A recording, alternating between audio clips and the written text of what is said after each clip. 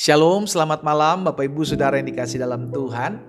Sukacita malam hari ini saya Pastor Glenn Latuheru dapat menyapa setiap umat Tuhan melalui program Bible and Bed. Kita rindu merenungkan firman Tuhan sebelum kita naik ke pembaringan dan pada akhirnya kita tertidur. Karena saudara dikasih dalam Tuhan, kita perlu firman Tuhan setiap hari. Karena Yesus bilang kita hidup bukan dari roti saja, manusia hidup bukan dari roti saja, tapi juga dari setiap perkataan, setiap firman Allah. Jadi firman Allah membuat saudara dan saya tetap hidup, ya. Firman Allah juga membersihkan kehidupan kita sehingga semakin hari kita semakin hidup mempermuliakan nama Tuhan. Dimanapun Bapak Ibu Saudara berada, melalui program Bible and Bed ini, saya juga ajak setiap kita umat Tuhan yang sudah terberkati melalui program ini. Saya berterima kasih juga buat setiap umat Tuhan yang sudah mensupport channel YouTube Bible and Bed ini sehingga boleh tetap terus ada sampai dengan hari ini. Dan bersyukur juga buat setiap umat Tuhan yang baru pertama kali bergabung. Saya juga berdoa agar setiap kita terus bertumbuh dalam iman, masuk dalam pengenalan akan Tuhan. Bagikan kembali renungan singkat melalui program Bible and Bed ini jika program ini memberkati saudara, sehingga ada banyak umat Tuhan lainnya juga boleh turut dikuatkan, turut diberikan pengharapan dan keteguhan dalam menjalani hari-hari hidupnya. Dimanapun malam hari ini Bapak Ibu Saudara berada, yuk sama-sama kita kembali datang merenungkan firman Tuhan. Kita berdoa, kita datang sama Tuhan. Bapak, terima kasih karena hari ini adalah hari yang Tuhan jadikan sehingga sepanjang hari ini, baik pagi, siang, hari, bahkan sore dan menjelang malam hari ini, kami sebelum beristirahat, kami rindu untuk terus diperbaharui hati kami sehingga ketika kami beristirahat, hati kami didapati Tuhan berkenan, pikiran kami dipenuhi dengan janji firman Tuhan sehingga pada akhirnya kami terus hidup dalam tuntunan kuasa firman-Mu. Sampaikan sesuatu bagi masing-masing kami, ya Allah Roh Kudus. Kami buka hati kami untuk firman-Mu di dalam nama Tuhan Yesus Kristus kami berdoa. Haleluya. Amin, amin. Puji Tuhan. Saudara yang dikasih dalam Tuhan, malam hari ini ada satu hal yang saya mau bagikan buat setiap kita tentang kelemahan. Ya, tentang kelemahan, tentang kekurangan. Setiap manusia, setiap saudara dan saya, setiap kita itu punya kelemahannya masing-masing, ya, punya kekurangan kita masing-masing.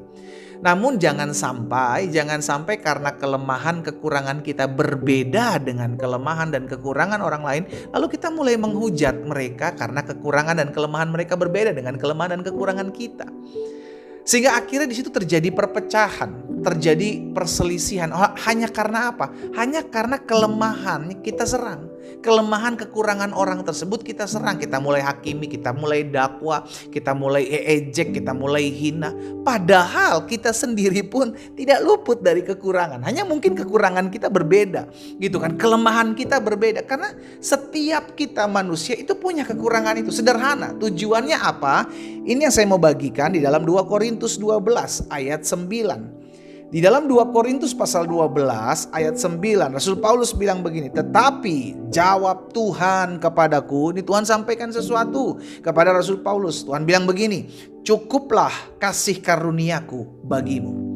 Sebab justru dalam kelemahan," perhatikan, "sebab justru dalam kelemahanlah," kelemahan saudara dan saya, "kuasa Tuhan menjadi sempurna." Sebab itu Rasul Paulus bilang, "Terlebih suka aku bermegah dalam kelemahanku, supaya kuasa Kristus turun menaungi aku." Jadi memang saudara yang dikasih dalam Tuhan, Tuhan izinkan setiap kita punya kekurangan, kelemahan, keterbatasan. Untuk apa? Agar kita tahu bahwa saya gak boleh menyerang orang lain hanya karena kelemahan, kekurangan, keterbatasannya berbeda dengan saya. Karena kita pun punya gitu, kita pun memiliki kekurangan tersebut, saudara. Itu sebabnya kenapa Tuhan mengajarkan kepada kita, jangan menghakimi sesamamu. Jangan, kenapa? Karena kita pun punya kelemahan itu, kita pun punya kekurangan. Jadi kalau kita punya, lihat ada teman kita, ada tetangga kita, ada orang lain yang kita kenal, jatuh. Oh, kita gak usah mendakwa, kita gak usah menghakimi, saudaraku. Kenapa? Karena dia butuh ditolong, bukan didakwa. Karena apa? Karena ketika kita juga nanti bisa mengalami kejatuhan karena kelemahan kekurangan kita, kita pun perlu ditopang bukan dihina. Halo? Iya kan? Iya kan saudara? Tujuannya sederhana. Saya nggak bilang kita semua menghalalkan untuk jatuh, no. Tetapi Tuhan memang mengizinkan kita untuk punya kekurangan, kelemahan agar kita penuh bergantung kepada Allah. Sehingga akhirnya karena kita punya kekurangan ini, karena kita punya kelemahan ini, maka kita nggak tinggi hati. Karena orang yang merasa sempurna lah orang yang tinggi hati. Oh, saya nggak punya kekurangan, saya nggak sama seperti kamu, saya nggak lemah seperti kamu. Akhirnya sombong. Justru dalam kesombongan itulah dia memiliki kelemahan itu, yaitu sombong. Jadi saudara dikasih dalam Tuhan, kelemahan, kekurangan kita taruh dalam tangan Tuhan supaya dengan demikian kita terus mengandalkan Tuhan.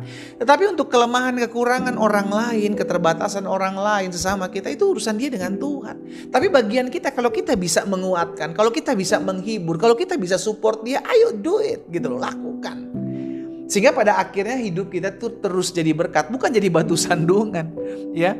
Jadi saudara dikasih dalam Tuhan, kelemahan, kekurangan, keterbatasan kita, itu Tuhan izinkan agar kita semakin bergantung sama Tuhan. Itu yang pertama. Yang kedua, agar kita nggak gampang menghakimi orang lain. Gitu.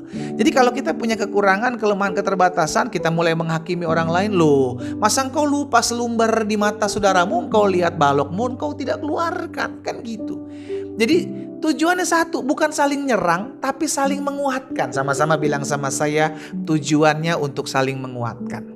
Amin. Saling bergandengan tangan. Dia punya kekurangan, kalau kita gandeng, mungkin dia tadinya mau jatuh, dia angkat sama kita karena kita gandeng. Demikian pula sebaliknya, ketika kita dipegang sama orang lain, ketika kita mau jatuh, orang lain menguatkan kita. Itulah gunanya tubuh Kristus. Stop melihat kekurangan, keterbatasan temanmu, rekanmu, suamimu, istrimu, anak-anakmu. Setiap manusia gudangnya kelemahan, kekurangan. Namun terus kita, bukan berarti saya bilang kita menghalalkan kekurangan kita lalu kita nyaman dengan kekurangan kita. No, engkau perbaiki diri, upgrade yourself gitu loh. Perbaiki diri. Tetapi memang pasti bakal Tuhan izinkan, namanya tetap mesti ada kekurangan, keterbatasan, kelemahan manusia. Itulah namanya manusia, karena kalau sampai sempurna udah bukan manusia gitu kan. Itu dia Allah. Allah yang sempurna, saudara dikasih dalam Tuhan. Kita punya kekurangan. Karena kita punya kekurangan, kelemahan, keterbatasan, maka yang pertama, jangan kau menghakimi orang lain, kekurangan orang lain, kelemahan orang lain, keterbatasan orang. Jangan.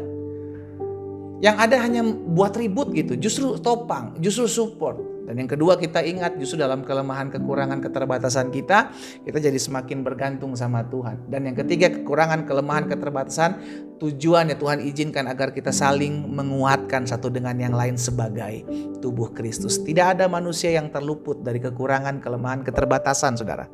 Tapi Tuhan izinkan itu untuk tubuh Kristus bersatu, saling bergandengan tangan, bukan saling serang, saling menguatkan, bukan saling menghakimi. Kita berdoa, kita datang sama Tuhan. Bapa, dalam nama Tuhan Yesus, terima kasih karena hari ini sebelum kami beristirahat, kami rindu firman ini termaterai dalam hati kami Tuhan, sehingga dalam perenungan kami sebelum kami terlelap, kami diingatkan bahwa setiap kami memiliki kekurangan, memiliki kelemahan, keterbatasan.